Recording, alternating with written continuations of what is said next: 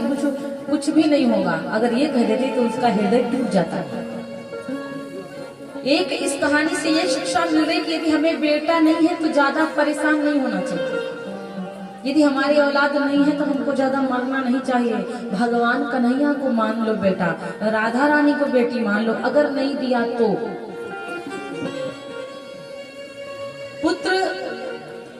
पुत्र दुख तीन होते हैं।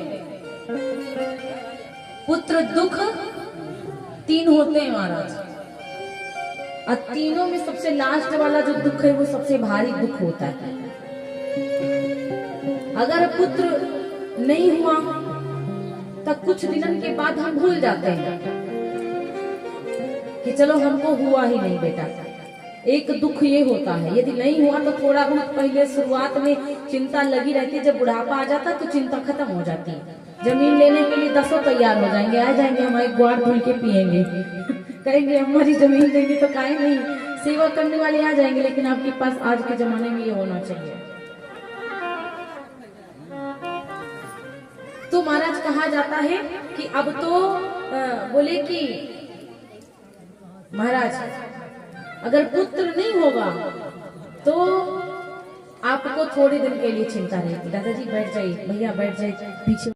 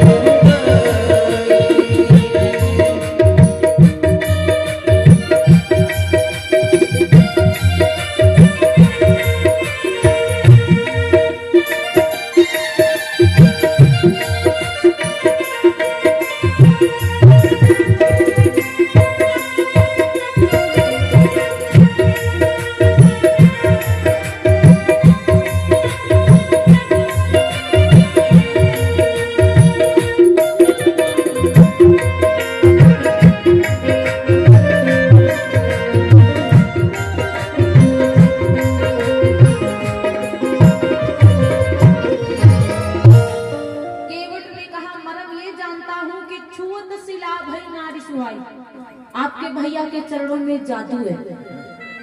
जैसे शिला में इनके चरण की धूल लगी तो नारी बन गई।